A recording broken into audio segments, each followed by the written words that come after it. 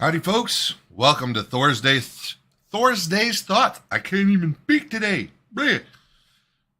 My name is Kenneth Thomas, and on Thursdays, I like to kind of give people glimpses into things that are on my mind, and I talk about various different topics. So, first things first, if you're watching this live on Facebook and you want to comment and participate, you'll need to go to StreamYard.com/Facebook and give permission for StreamYard to be able to show your picture and your name, so that way you can join in on the conversation.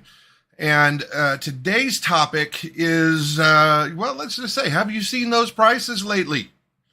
I don't know about anybody else, but prices, costs of different things that we've been dealing with have been going up and up and up and up.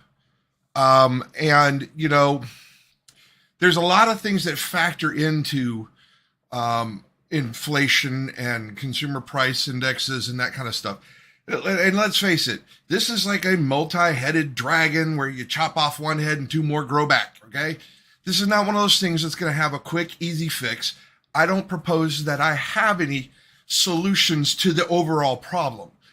I do think I have some thoughts on ways that as individuals or as people who are trying to take care of our families, we can address some of that so that way it's not as powerfully impacting our families and what we're doing.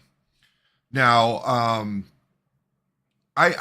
you know, one of the big things I think is affecting a lot of people is just gas prices. I mean, it's going up. It's going through the roof. Nationally, I think we're almost at $5 a gallon.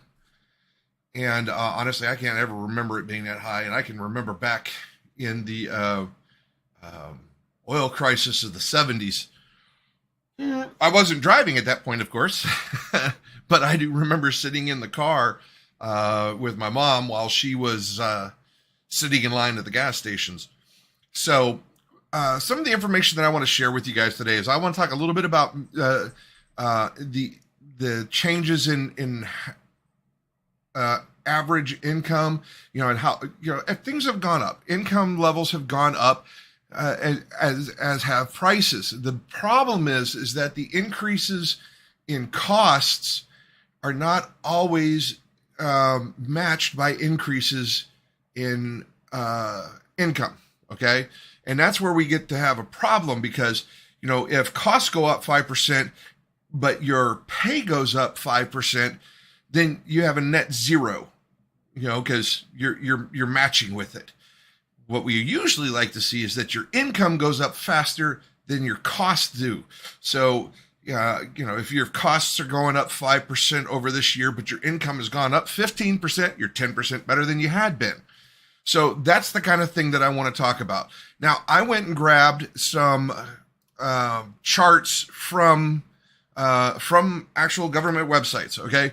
Now, this chart here is showing the average and the median wages, okay? Now, average takes into consideration all the people that make a lot of money and all the people that make a very little amount of money, all right? So that's what the average means. The median, which is the red line on this chart, what that's showing you is 50% of the people are above this line in how much they make, and 50% are below that line in how much they make. Okay? And to me, it's very, very, very telling. All right? So let's look a little bit at this. Now, you'll notice that at 1991, which is where this chart starts, the median income was a little over $15,000 a year, okay? And the average income was just shy of $21,000 a year, okay? So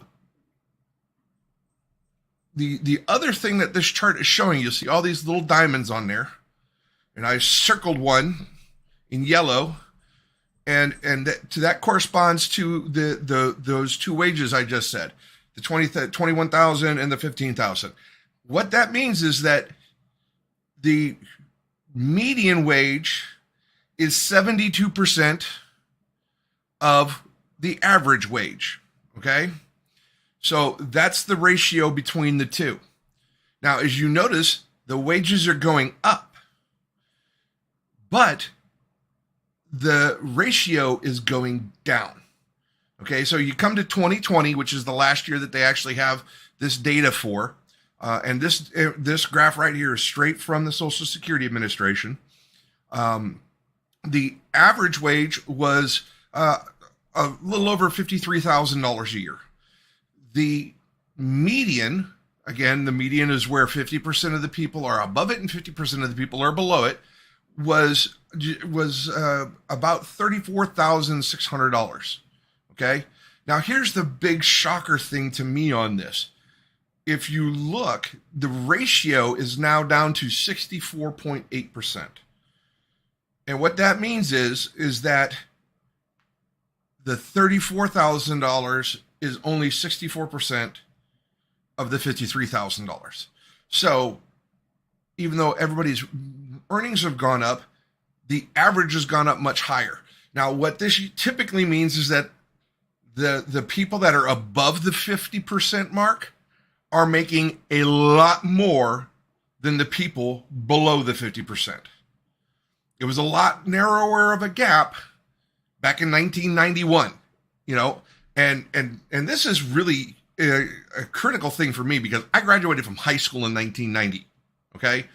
So this is my time that I have been in the workforce. Now, granted, a good chunk of this time here, I spent in the Army.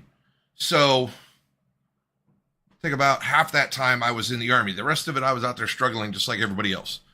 Now, what does this all mean? Well, the other thing that you have to look at, not just what the average wages and median wages have been, is what the consumer price index has been, okay? And this graph here shows the 12-month change, percentage of change, and it's not seasonally adjusted. When they seasonally adjust things, it's like we know costs are going to be higher in the summer, so if we're reporting summer prices versus summer prices, then they're going to be seasonally adjusted. But we're not doing this. So we're looking at the overall year. Now, a couple things to look at. This chart starts in May of 2002, so it's about 10 years later than the previous one. But the inflation rate, the consumer price index change, which is what your inflation is, was about 1.2%. Okay. Now, a lot of people remember the Great Recession of the 2009. And this is when, we had the stock market tanked. We had that big real estate and tech bubble happen. And, the prices had gone up by 5.6%, and then they crashed. We actually had a net change of costs being 2.1% lower than they were the previous year. And, that's about the only time I've seen that on the graph. There have been other times when it dipped around zero, but it never really went under. Now, where are we now? We're now at about 8.6%, and that's as of this last month.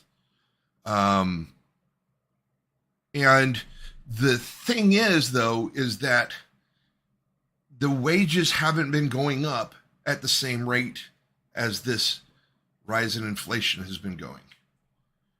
Now, there's a lot of things that have compounded into this, and I'm not going to get into the politics of it because regardless of how we got here, we need to get out of it, okay? And the net result is really that most families are going to be coming up on their monthly expenses. They're going to be coming up anywhere from $300 to $500 that they're going to need to add into their income, or they're going to need to, I'm sorry, folks. They're going to need to either add another $300 to $500 in income, or they're going to have to find $300 to $500 in expenses that they can cut. Okay. So a lot of people are already looking at like, well, I've got to pay these bills. I've got to pay rent. or your mortgage. I got to pay for food. So where are you going to cut $300, $400, $500? It's not that easy to find it. So you're robbing Peter to pay Paul. You're letting this bill roll over. People's credit cards are getting maxed out because that's the only way they have that they can make up that difference. And that's not necessarily going to help you in the long run, because you know, robbing Peter to pay Paul, you still got to pay Peter in the end. And maybe next month you're going to be robbing Paul to pay Peter back. So really what it comes down to is people are starting to pick up second jobs and third jobs, and they're working these extra shifts. And the net gain on that for them in the income is having a net minus in their quality of life, because they're having less time with their friends and family. They're stressed more. Their health is degrading because they don't have the time to take care of their health. They don't have the time to take care of those kind of different things. So all of this is contributing to a decrease in quality of life for a lot of people. And now there's a lot of adults out there who are working real hard to make sure that their kids don't see this change. So they're going without for things that they need or want, to make sure that the things that their kids need or want is taken care of. And you know what? That's what being a parent is all about. But it still comes down to the fact that it's negatively impacting their mental health, their physical health, and their emotional health. So there's a lot of things that are just going on now, and people are stressed. People feel like they're going to break under this pressure.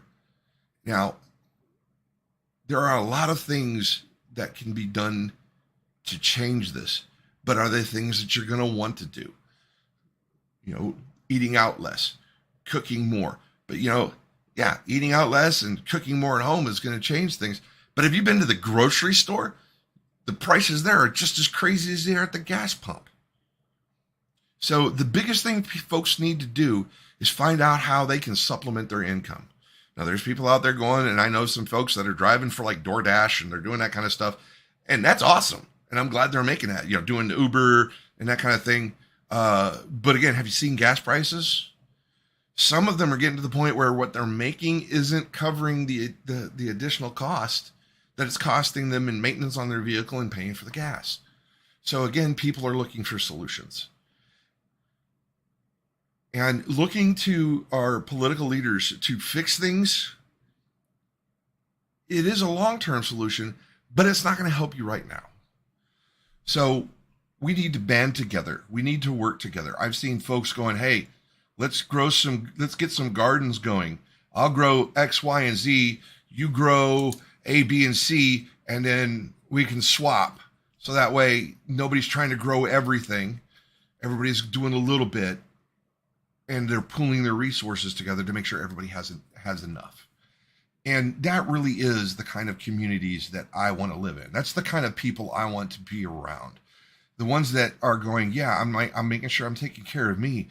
But that's not what it's all about. It's making sure we're taking care of each other as well. So while you're dealing with these things, while you're dealing with this stress, while you're dealing with wondering where you're going to come up with the money for different things and how you're going to figure it all out, if you've got things that you figured out, share it with your friends and family, share it with your neighbors, band together to find solutions that can help all of you out. So that way we're lifting each other up, and we're not leaving each other to sit there and drown in debt and drown in stress and fear and anxiety, because that's not good for any of us. So, and speaking of all the mental health issues and stress and everything else, like I have been for the past few weeks, I'm leaving with this number, 1-800-273-TALK, which is 8255 for those of us who have needs for glasses and can't read the little letters on our phones. So 800-273-8255. This is the phone number for the National Suicide Prevention Lifeline. If you feel like you can't keep going, if you are struggling with thoughts of suicide, or if you know somebody who's struggling with thoughts of suicide, reach out. They can help you. You may not feel like it, but you will be missed when you're gone.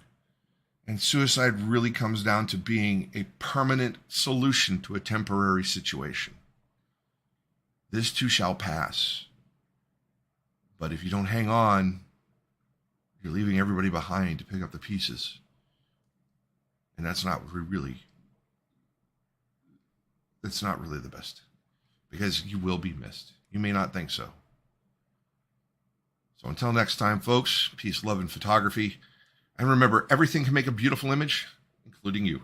Have a great afternoon. And don't forget to tune in for Foodie Friday tomorrow. Bye.